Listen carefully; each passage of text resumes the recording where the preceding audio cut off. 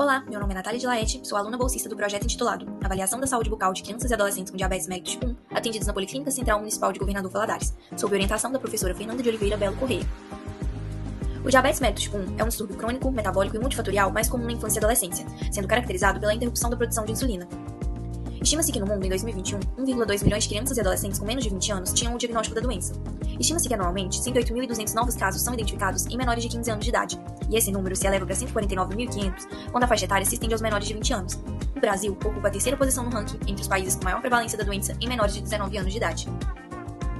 A doença se manifesta através de diversos sinais e sintomas, sendo de extrema importância para nós, como profissionais da saúde, estarmos atentos a eles, sendo esses quadros clínicos de poliúria, polidipsia, polifagia, perda de peso, falta de energia, visão turva e quadro clínico de cetoacidose. Diversas complicações orais são também relatadas pela literatura, podendo ter associação com a doença, como quadro clínico de gengivite, periodontite, alteração de fluxo e pH salivar, halitose, cárie, entre diversos outros tipos de complicações.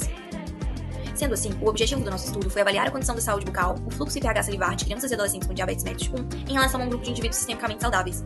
Adicionalmente, buscamos avaliar a influência do grau de controle glicêmico nos parâmetros clínicos intrabucais. A população do estudo contou com um grupo teste formado por crianças e adolescentes com DM1 com idade entre 2 e 18 anos, que estavam sendo atendidas por um projeto de extensão da universidade com foco para esse público-alvo. Já o grupo controle foi formado por crianças e adolescentes sistemicamente saudáveis, dentro da mesma faixa etária do grupo teste, mas que estavam sendo atendidos na clínica odontológica infantil da universidade. Foram excluídos da nossa amostra ou da análise de algum parâmetro clínico os participantes cujo nós tivemos impossibilidade de contato para a coleta dos dados essenciais para a ficha clínica ou a ausência de colaboração do participante na avaliação de algum dado clínico. Todos os participantes foram submetidos a uma anamnese detalhada, à assinatura do TCLE e ao exame clínico. Nosso exame clínico buscou avaliar o índice de higiene oral simplificado, questões relacionadas ao quadro clínico de xerostomia, exame periodontal, avaliação da experiência de cárie.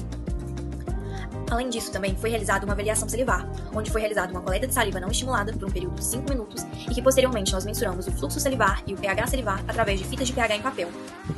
Foi também realizada a coleta dos resultados do exame de hemoglobina glicada 1C dos participantes do grupo teste. Como resultado, então, o nosso grupo teste foi formado por 15 participantes com idade média de aproximadamente 9 anos, e o grupo controle por 14 participantes com idade média de aproximadamente 8 anos e meio. A queixa principal mais relatada pelos participantes do grupo teste foi a halitose, já para o grupo controle foi a dor de dente. Com relação ao alto relato de sangramento gengival, observamos que 20% dos participantes do grupo teste relataram que tinham sangramento quando escovavam os dentes, utilizavam fio dental ou cuspiam. Já o grupo controle, apenas 7,1% dos participantes fizeram esse alto relato. Quando avaliado o quadro clínico de doença periodontal, observamos que 53,3% dos participantes do grupo teste tinham um quadro clínico de gengivite e 6,7% tinham um quadro clínico de periodontite, sendo observado então que a autopercepção em relação ao real quadro clínico da doença foi subestimado pelos participantes. Na tabela 1, nós podemos observar a caracterização da distribuição da frequência dos dados clínicos relacionados ao quadro clínico de xerostomia, índice de higiene oral simplificado e experiência de cárie. Quando avaliado a sensação de boca seca que caracteriza o quadro clínico de xerostomia, observamos que 40% dos participantes do grupo teste relataram que tinham uma sensação, enquanto apenas 14,3% do grupo controle fez esse auto-relato. Não foram encontradas diferenças estatisticamente significativas para esse parâmetro clínico. Entretanto, nosso grupo acredita que essa não significância ela tenha vindo pelo fato do nosso N ser muito pequeno, mas esses resultados já vão de encontro com a literatura. Quando observado o IHS, diferenças estatísticas significativas foram observadas, visto que 73,3% dos participantes do grupo teste foram enquadrados em um IHS como bom, enquanto apenas 35,7% do grupo controle se enquadrou nessa categoria. Quando observado a experiência de cárie, diferenças estatisticamente significativas também foram observadas, visto que, enquanto apenas 26,7% dos participantes do grupo teste já tinham tido a experiência de cárie, 100% dos participantes do grupo controle já haviam tido a experiência. Na tabela 2, quando observado em relação ao pH salivar e ao fluxo salivar, não foram encontradas diferenças estatísticas significativas para esses parâmetros. Entretanto, podemos observar essa diferença significativa para o IHS, sendo ele maior para o grupo controle.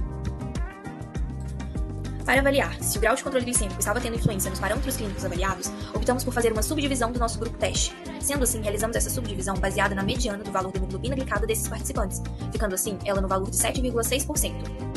Dessa forma, ao analisarmos os dados clínicos, não observamos diferenças estatísticas significativas para nenhum parâmetro clínico avaliado. Acreditamos que não tenha sido observada essa diferença pelo fato do nosso N ser muito pequeno. Porém, já podemos observar que o grupo com pior descompensação metabólica, ou seja, com HbA1c maior ou igual a 7,6%, apresentava um fluxo salivar menor em relação ao grupo com melhor compensação metabólica. Dessa forma, concluímos que o diagnóstico de hiperglicemia interferiu na sensação de boca seca, no padrão de higiene oral, na experiência de cárie e, além disso, nos pacientes com diabetes, o grau de hiperglicemia influenciou o padrão do fluxo salivar. Essas foram as referências utilizadas no trabalho. Obrigada pela atenção de todos.